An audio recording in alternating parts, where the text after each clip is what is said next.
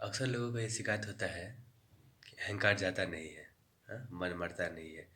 लोग नहीं, जो साधक है खास करके भगत जन, उनका ये शिकायत होता है कि अहंकार जाता नहीं है।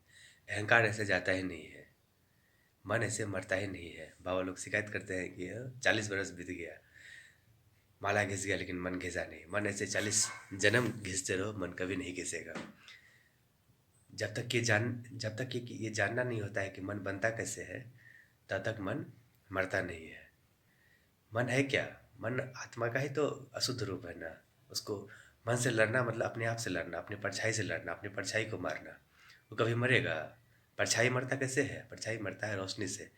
जब ज्ञान का रोशनी होता है, चेतना का रोशनी का जब जागरण होता है, चेतना का जब जागरण होता है, उसका जो ज्ञान का रोशनी जो दिखता है, मन क्या है, तो ये तो कुछ नहीं है। इसको हम ही करके रखे हैं, हम ही बना के रखे हैं। हम ही उससे लड़ भी रहे हैं। एक तरफ से हम ही बना रहे हैं, एक तरफ से हम ही लड़ भी रहे हैं। जब ये समझ में आने लगता है बात धीरे धीरे, तो मन से छूटने लगता है। उसी तरह जब मैं समझ में आने लगता है मैं क्या है, तब मैं से भी छूटने लगता है। अशुद्ध मैं जो हम नहीं है, वो हम मान के बैठे हुए हैं। जब ये जानना जानना शुरू होता है, तब जा करके जो है जड़ में छूटने लगता है और शुद्ध में अपना स्थिति होने लगता है। अपना जो ब्रह्म स्वरूप है, आत्म स्वरूप है, उसमें स्थिति होने लगता है। अभी शरीर को स्वीकार करके मैं मनुष्य हूँ, पुरुष हूँ, पुरुष शरीर में है तो पुरुष हूँ, स्त्री शरीर में है तो स्त्री हूँ, कुछ बन गए हैं, किसी बड़े पद पे हैं तो मैं वो हूँ। ये मान लेने के कारण जो है सो अहंकार वो रूप ले लेता है। अहम मतलब क्या? मैं। अहंकार मतलब क्या? मैं जब कोई आकार लेता है। अहम और आकार। अहम जब कोई आकार लेता है तो उसको अहंकार बोलते हैं। जब सब आकार छूटने लगता है, जब कोई खुद को जब ये भावना करता है कि मैं पुरुष हूँ, तो पुरुषाकार वृत्ति बनता है। मैं पुरुष हूँ, पुरुष शरीर में देख करके जब ये देखने लगता है कि वो मैं इस शरीर से अलग हूँ, साक्षी भाव रखने रखने लगता है शरीर और मन के प्रति, तो इस शरीर और मन से वो टूटने लगता है। शरीर और मन से टूटने के बाद ये अहंकार जो है सो अपने आप छूटने लगता है। इसको चाह के भी रख नहीं पाओगे। अपना एक बार शुद्ध मैं जिसको मिल जाता है, अपना खुद का घर जो मिल गया, तो दूसरे घर में क्यों रहेगा? अपने घर के शांति सुख सुकून का मजा ही कुछ और है। दूसरे घर में चाहे तुम ईश्वर के घर में ही क्यों ना चले जाओ। ईश्वर का तुम क्या बोलते हैं, प्रेम ही क्यों ना प्राप्त कर लो। फिर भी रहोगे तो दूसरे ही घर में ना, बेघर ही रहोगे। जब तक अपने घर में अपने आत्म स्वरूप में नहीं आते, तब तक तुम बेघर ही रहोगे। यही जो भी दूसरे पर डिपेंडेंट रहता है, उसका दुर्दशा होता ही है, चाहे वो ईश्वर का ही भक्त क्यों ना हो। देखो कैसा भक्तों का दुर्दशा होता है, क्या हाल होता है इन लोगों का। समस्या ये है ना कि अहंकार छोड़ना कोई बहुत बड़ी बात नहीं है। अहंकार छोड़ना बड़ा आसान बात है, लेकिन दिक्कत ये है कि खास करके जो भगत लोग होते हैं, जिनका शिकायत होता है अहंकार जाता नहीं है, उसके साथ समस्या ये है कि उसके जो प्रभु है, ईश्वर है, वो अहंकार को रखना भी चाहता है और हटाना भी चाहता है। वो दोनों चाहता है। वो अहंकार एक साँप है, वो चाहता है साँप मेरे पास तो रहे लेकिन कभी फन ना करे। इसलिए इतना चोट करता है उस पे, इतना चोट करता है, उसको बिल्कुल एकदम अधमरा बना के छोड़ता है, किसी लायक नहीं छोड़ता है। ये जो आजकल बाबा बहुत फेमस है, इसके मुँह से बोला हुआ बात है ये। प्रभु ने किसी लायक नहीं छोड़ा, किसी लायक नहीं छोड़ा प्रभु ने। प्रभु उसको इसलिए किसी लायक नहीं छोड़ते हैं ताकि प्रभु के का जो सिस्टम है उसमें तुम कोई जो है सो विक्षेप पैदा ना करो। इसलिए अहंकार को पहले इतना मार देता है, इतना चोट कर देता है उस पे कि अहंकार फिर कभी, अहंकार का जो साँप है फिर कभी फन ना काढ़े। इसलिए प्रभु जो है सो उसको ऐसा आत्मरा बना के छोड़ता है। अपने अगर स्वरूप का ज्ञान हो गया, अहंकार से ऐसे ही मुक्ति होता है, सब कुछ आसान है। और ये जो स्थिति है अपने आत्म स्वरूप में स्थिति, ये नेचुरल है। और किसी ईश्वर का दास बन के रहना, उसका भक्त बन जाना, ये बिल्कुल ही अननेचुरल स्थिति है ये। हाँ, किसी को ऐसा चमचागिरी पसंद हो तो वो जाए, हमको उसमें कोई प्रॉब्लम नहीं है। हमको ये पसंद नहीं था, वहाँ से इसलिए हम हटना चाहे, और अभी भी हम उसी में परेशान हैं। ये ज़बरदस्ती हमको घसीटना चाहता है उसी नरक में। दास बना के रखेगा, हमको नौकर बना के रखेगा अपने घर में, जैसे इतना आसान है हमको अधीन कर लेना। हाँ, तो बात कर रहे थे मन का और अहंकार का। तो मन जो है सो, मन का मूल जड़ क्या है? मन पैदा कहाँ से होता है? मन का मूल जड़ है इच्छा, कामना, वासना। वास मतलब क्या? कहीं वास करने का इच्छा, कुछ करने का इच्छा, काम करने का इच्छा। तो इच्छा से ही आत्मा जो है सो, इच्छा को स्वीकार करके ही मन बनता है। इच्छाओं को जैसे जैसे हम छोड़ते जाते हैं, वैसे वैसे मन से छूटना हो जाता है। ज्ञान हो जाने के बाद भी ऐसा नहीं है कि मन से छूटना हो जाता है। ज्ञान होने के बाद भी जो स्वभाव और संस्कार तो रहेगा ही ना। स्वभाव संस्कार इतना आसानी से थोड़ी मिट जाता है। जैसे कि मान के चलिए, जैसे ट्रेन चल रहा है, तो ट्रेन चल रहा है तो उसका इंजन अगर बंद भी कर दिया तो तुरंत नहीं रुक जाता है वो। ब्रेक लगाने के बाद भी तुरंत नहीं रुकता है, धीरे धीरे धीरे धीरे करके रुकता है। इंजन बंद कर दिए, उसके बाद ब्रेक भी लगाए, तो भी वो कुछ समय तक चलेगा। मन का जो गति है, मन का जो वेग है, मन का वेग है, कर्म का वेग है, सब एक ही बात है। तो वो कुछ समय तक चलता है, धीरे धीरे उसके प्रति साक्षी भाव रखना। हर बीमारी का एक ही इलाज है, हर चीज़ के प्रति साक्षी भाव, उसका विटनेस रहना, हमेशा वर्तमान में रहना, चैतन्य रहना, कॉन्शियस रहना, ये हर बीमारी का इलाज है। तो इच्छाओं को छोड़ने से, इच्छाओं का त्याग करने से मन मरता है। अब जब इच्छा का कोई त्याग करते हैं, हम कोई ऐसा नहीं कि एकदम एकदम जैसे कि ये बात बोल दी इच्छा का त्याग कर रहे हैं तो सब एकदम लग गए इस मिशन पे कि सब इच्छाओं का त्याग करना है, काम वासना से मुक्त होना है, क्रोध से मुक्त होना है।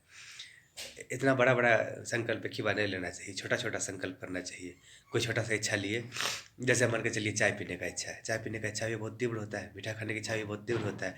जब हम छोड़ते हैं तब उस समय मन के प्रति साक्षी भाव रखना चाहिए। जब मन परेशान करेगा, हमको चीज़ चाहिए, मन में चाह उठता है, तो देखना चाहिए वो चाह आखिर है क्या, कहाँ से पैदा हो रहा है, और कैसे इसका जड़ कहाँ है, कैसे कैसे इसका सिस्टम है। उसको देखते रहने से धीरे धीरे अपने गिर जाता है। देखते रहने से वो जो मन का वेग है धीरे धीरे अपने गिर जाता है। मन का वेग भी उठता है तो अज्ञान में ही उठता है। जब अज्ञान होते हैं, अनकॉन्शियस होते हैं, तो अनकॉन्शियस से ही मन का वेग उठता है। जैसे जैसे हम लोग कॉन्शियस होते जाते हैं, वैसे वैसे मन का वेग अपने आप शांत हो जाता है, क्योंकि मन का वेग कुछ है नहीं, आपका खुद का ही बनाया हुआ है वो। आप ही पैडल उसमें मार रहे हैं साइकिल में, तभी वो साइकिल आगे बढ़ रहा है। जब आप देखेंगे अरे ये तो हम ही कर रहे हैं, तो फिर वो धीरे धीरे उससे छूटना हो जाता है। तो ऐसे मन और अहंकार से छूटना होता है। अगर अगर अज्ञान है, समझ नहीं है, तो मन को 40 साल का 40 जन्म घिसते रहिए माला, मन कभी नहीं घिसेगा, मन कभी घिसेगा ही नहीं। जैसे एक बार पहले भी बात हुआ था इस बारे में कि कि जैसे कि कोई पत्थर को घिसते रहे, तो पत्थर को घिसने से कभी शीशा नहीं बनता है। रेत से ही शीशा ही बनता है, रेत से ही पत्थर भी बनता है। शीशा बनाने का प्रक्रिया अलग होता है। शीशा को गर्म किया जाता है, पूरा एकदम रेत को गर्म किया जाता है, उसको पिघलाया जाता है जैसे लावा होता है, फिर उसको अलग प्रक्रिया से शीशा बनाया जाता है। तो पत्थर को आप घिसते रहिए, कभी तो कभी शीशा नहीं बनेगा। उसी तरह मन को कितना भी माला लेके बैठ के जाप करते रहिए, मन कभी शुद्ध नहीं होगा। मन से कभी छूटना होता ही नहीं है। ऐसे मन से छूटने का एक अलग प्रक्रिया है।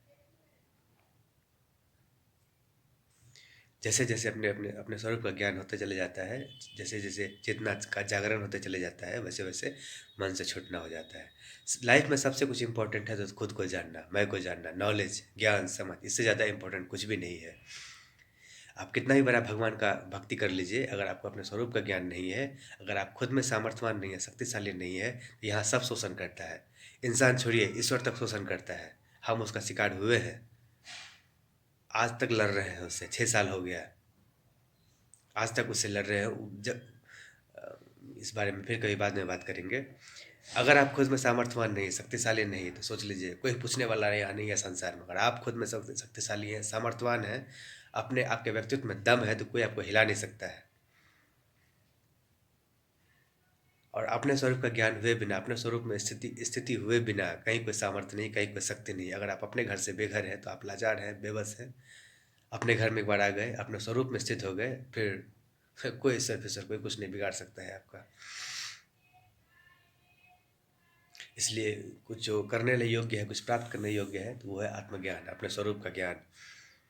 और ऐसा भी नहीं है कि ये तुरंत हो जाएगा, ये तो बहुत लंबा प्रक्रिया है, आज ही थोड़ी हो जाएगा। आज जो करना चाहिए वो है ये कि अपना धर्म कर्म का संस्कार बनाना चाहिए, संस्कार को पुष्ट करना चाहिए, ऊपर चढ़ने का संस्कार बनाना चाहिए हमेशा। आकांक्षा केवल ये करना चाहिए कि हम हमेशा धर्म के रास्ते पर चलें, कभी गलत ना करें। कुछ लोग ऐसे भी हैं भगत लोग, भगवान का भय दिखा के डराते हैं। धर्म के रास्ते रास्ते पर चलोगे तो काटा ही काटा है, भगवान का शरण ले लो। भगवान के रास्ते में उससे ज़्यादा बड़ा काटा है। धर्म को अगर धर्म को अगर अपने धर्म का अगर तुम रक्षा करते हो तो धर्म तुम्हारा रक्षा कर लेगा, इतना गारंटी है। लेकिन तुम्हारा भगवान तुम्हारा रक्षा करेगा, सब कोई गारंटी नहीं है। अगर तुमको अहंकार हो गया तो वही भगवान तुमको नरक में ढकेल देगा। जिसका तुम भक्ति करते हो, चमचागिरी करते हो, खास करके आजकल जो पीला चादर ओढ़े जो बाबा भक्ति का उन्माद फैलाते रहते हैं, चारों तरफ लोगों को ढकेलते हैं भक्ति में। खास करके ये जो है कृष्ण भक्त, ये क्या बोले अब इसके बारे में। कृष्ण को परमात्मा बना दिया। अरे परमात्मा कैसे हो जाएगा भाई, ईश्वर है वो। ईश्वर हो सकता है, परमेश्वर हो सकता है, परमात्मा कैसे हो जाएगा। परमात्मा वो है जो होल एग्जिस्टेंस है, जो अनंत ब्रह्मांड जिसको धारण करके रखा है, वही परमात्मा। कृष्ण हो, राम हो, शंकर हो, विष्णु हो, जो भी है सब कुछ वही बना हुआ है। एक ये परमात्मा कैसे हो जाएगा? अगर ये कृष्ण परमात्मा है तो मैं कौन हूँ? बाकी सब कौन है? सब कुछ इसी अस्तित्व का हिस्सा है, सब कुछ वही परमात्मा बना हुआ है। हाँ, वो थोड़ा बड़ी शक्ति है, ईश्वर है, उसके पास ज़्यादा बड़ा शक्ति है।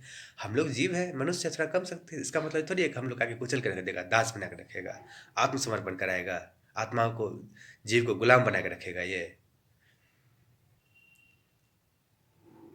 जो है ईश्वर है, परमात्मा नहीं है। परमात्मा भी है, ये तो अशुद्ध परमात्मा है, शुद्ध थोड़ी है। जैसे हम है वैसे वो भी है, हम भी अशुद्ध है, वो भी अशुद्ध है, क्योंकि उसका अपना नाम रूप स्वभाव संस्कार है। अब मेरा अपना नाम रूप स्वभाव स्वभाव संस्कार है, किसी और का अलग उसका नाम रूप स्वभाव संस्कार है। तो इसी से तो अलग बनता है ना।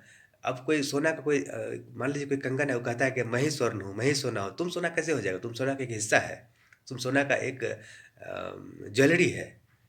सोना वो है जो पूरे अस्तित्व में जो संपूर्ण स्वर्ण तत्व है, वो है सोना, वो है।